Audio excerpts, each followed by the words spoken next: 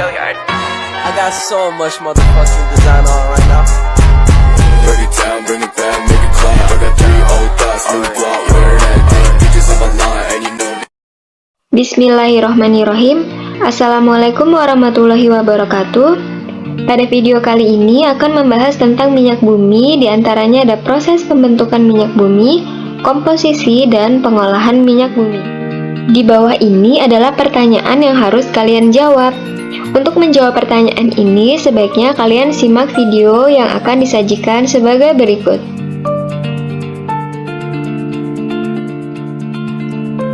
Minyak bumi adalah minyak mentah yang berbentuk cairan kental berwarna hitam. Bentuk minyak bumi yang seperti itu masih belum bisa dimanfaatkan di dalam kehidupan kita sehari-hari. Oleh karena itu, minyak bumi yang masih mentah tadi diolah agar menghasilkan produk-produk minyak bumi yang penting dan berguna bagi kehidupan sehari-hari.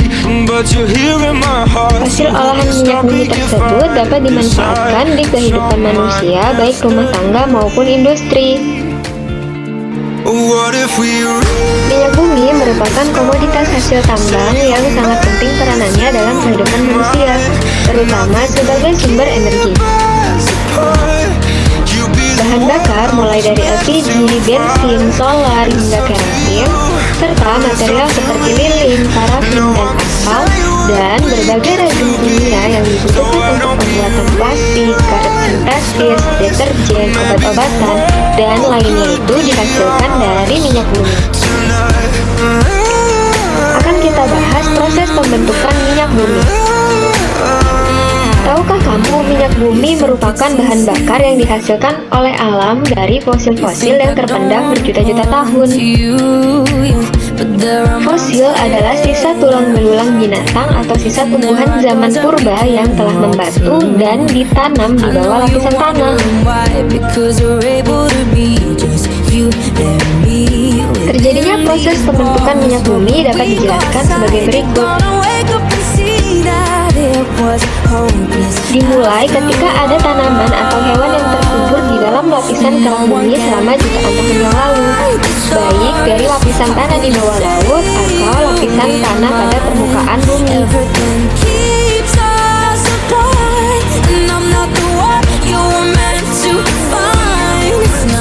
Kedua, tanaman dan hewan yang mati tersebut akan bergerak ke dalam lapisan kerak bumi lewat pergerakan lapisan lempeng bumi. Jadi, mulanya tanaman atau hewan yang terkubur berada di sini, lalu semakin lama berada di bawah lapisan atau ke dalam lapisan kerak bumi karena adanya pergerakan lempeng bumi.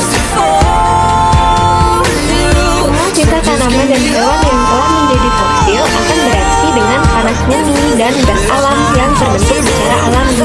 Hal ini yang menyebabkan fosil tadi berubah menjadi cairan hitam atau minyak bumi. Jadi, mulanya sisa tanaman tadi akan bereaksi dengan panas bumi yang ada di sini sehingga menjadi cairan hitam.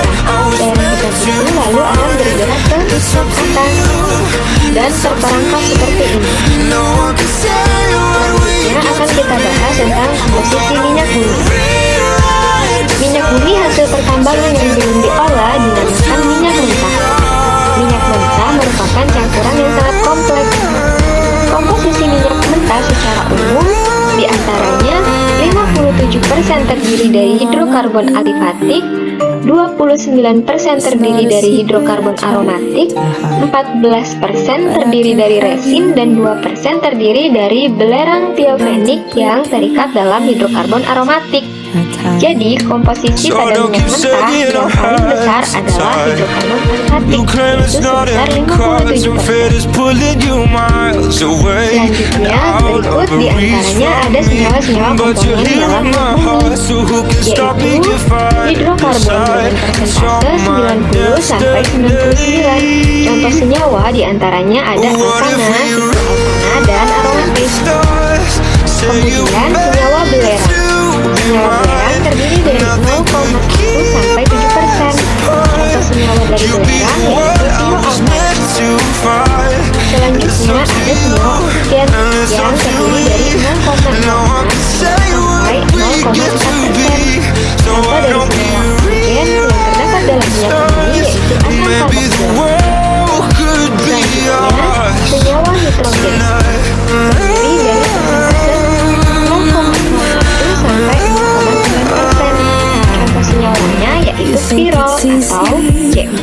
K5N.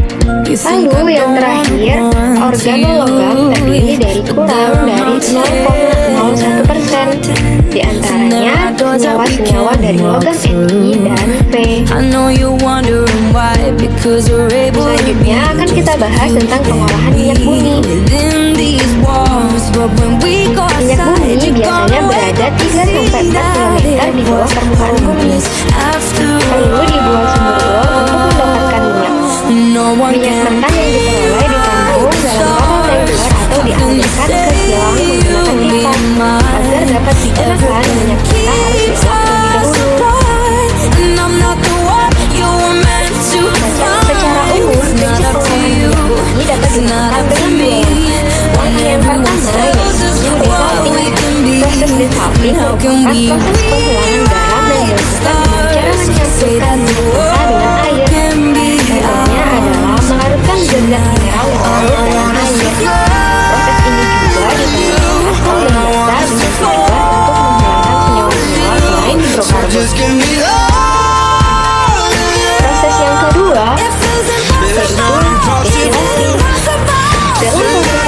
bertingkat, minyak mentah tidak dipecahkan menjadi komponen-komponen murni, melainkan terdapat sisa-sisa. Yaitu kelompok-kelompok yang mempunyai kisaran subsidi tertentu. Berikut akan dibahas satu persatu. Yang pertama, tahap destilasi. Tahap destilasi. Minyak mentah dipanaskan dengan suhu kurang lebih 350 derajat Celcius. Maka selanjutnya komponen-komponen atau fraksi-fraksi dari minyak mentah itu akan menguap. Gas yang paling atas memiliki daya yang rendah atau lebih cepat menguap. Selanjutnya ada propalen. Lalu di bawahnya ada gasolin. Kemudian ada kerosol. Yang di bawahnya ada diesel. Lalu yang di bawahnya ada lagi lubricating. Lalu yang di sini ada heavy gas oil, dan yang terakhir ada residual. Biasanya residual ini digunakan sebagai bahan pembuat aspal. Lalu gas-gas yang menguap melewati pipa ini selanjutnya akan diembunkan kembali sehingga akan menghasilkan zat cair lagi. Ini merupakan zat cair yang terdiri dari 4 karbon, kemudian terdiri dari 8 karbon, dan seterusnya. Lalu, kegunaan dari zat-zat cair yang dihasilkan ini diantaranya bisa sebagai gas, kemudian petroleum ether, bensin, minyak tanah, diesel, pelumas atau oli, parafin, dan yang terakhir aspal atau residu. Ini kegunaan dari fraksi-fraksi minyak bumi yang dihasilkan pada tahap destilasi. Tahap yang kedua yaitu tahap cracking. Cracking adalah proses penguraian senyawa hidrokarbon yang masih kompleks menjadi senyawa hidrokarbon yang lebih simpel lagi. Jadi, seperti yang dijelaskan di awal, senyawa penyusun minyak bumi itu kan tercampur aduk, sehingga ada hidrokarbon yang memiliki senyawa sangat kompleks dan beberapa juga memiliki banyak atom C per molekulnya. Jadi, agar hasil olahan minyak bumi itu bisa lebih efektif, maka senyawa kompleks tersebut perlu diuraikan lagi melalui tahap cracking. Berikut adalah contoh dari tahap cracking. Yang pertama ada thermal cracking, kemudian yang kedua ada catalytic cracking. Thermal cracking yaitu penguraian dengan memanaskan hidrokarbon pada suhu tinggi dalam tekanan yang rendah. Jadi, mulanya hidrokarbonnya terdapat C30H62, maka setelah melalui tahap cracking atau pemanasan hidrokarbon dengan suhu yang tinggi, ini bisa dipisah-pisah menjadi C8H8, C6H12, dan C14H28. Seperti itu seterusnya. Lalu yang kedua ada catalytic cracking. Catalytic cracking merupakan penguraian hidrokarbon dengan bantuan katalisator atau bahan eksternal untuk memicu penguraian senyawa hidrokarbon.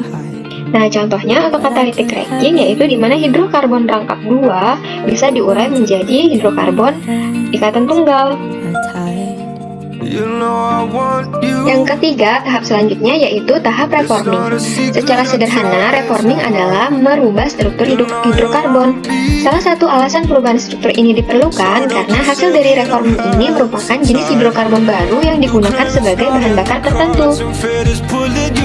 Nah, contohnya hidrokarbon yang memiliki struktur N-butana maka harus melalui tahap reforming agar berubah menjadi isobutana. Oke, contohnya seperti gambar di atas ya. Setelah melalui proses reforming, maka strukturnya akan berubah menjadi isobutana, yang mana berfungsi sebagai bahan baku avgas atau aviation gasoline.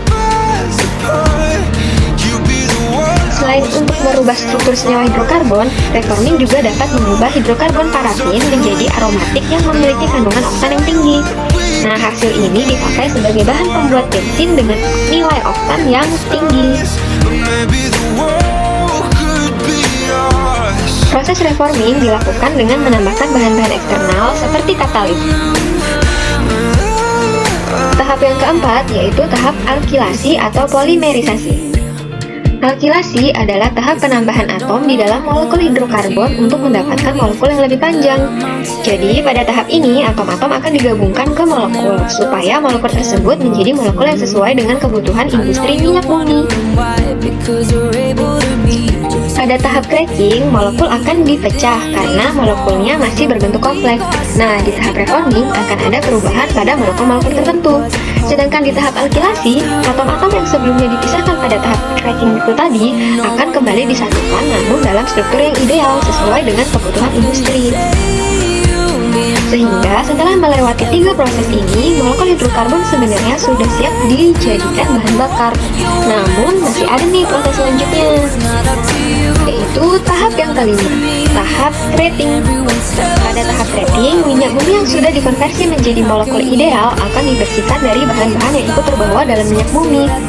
Hal ini dikarenakan kandungan minyak bumi itu bukan hanya terdiri dari hidrokarbon, bisa saja terbawa bahan-bahan yang lainnya. Memang hidrokarbon merupakan komponen penyusun utama, tapi masih ada bahan lain seperti nitrogen, sulfur, oksigen, dan logam yang harus kita pisahkan. Untuk memurnikan kandungan hidrokarbon dari bahan-bahan tersebut, maka dilakukan proses treating.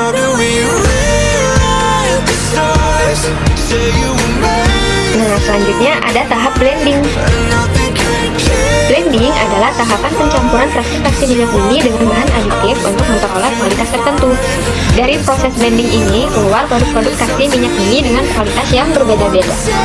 Nah, makanya di dalam lingkungan kita ada yang namanya premium, ada yang namanya pertalite, dan ada yang namanya pertamax. Jadi, ini merupakan fraksi-fraksi minyak bumi yang sudah ditambahi zat aditif tertentu dengan tujuan untuk memperoleh kualitas tertentu pula. Nah, contohnya untuk bensin itu ada premium, pertalite, dan pertamax. Lalu untuk oli atau pelumas itu ada oli dengan grade kualitas seperti SG, SN, dan SL.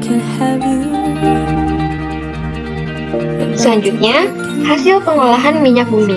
Setelah kita tahu gimana cara mengolah minyak bumi seperti yang tadi sudah dijelaskan, nah ini dia produk-produk hasil olahan minyak bumi yang bisa dihasilkan. Jadi produk-produk hasil olahan minyak bumi tidak hanya berbentuk bahan bakar cair, karena setelah melewati ke-6 proses di atas, maka hidrokarbon tadi bisa diubah menjadi produk-produk seperti gas LPG yang digunakan sebagai bahan bakar rumah tangga, kemudian bensin sebagai bahan bakar mobil dan motor, lalu solar, minyak tanah, avgas dan aftur atau jenis bahan bakar khusus untuk pesawat terbang.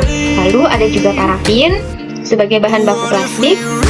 Lalu ada pelumas seperti oli. Lalu ada petrokimia aromatik dan ada aspal sebagai bahan baku pembuatan jalan. Terima kasih telah menonton video kami. Assalamualaikum warahmatullahi wabarakatuh.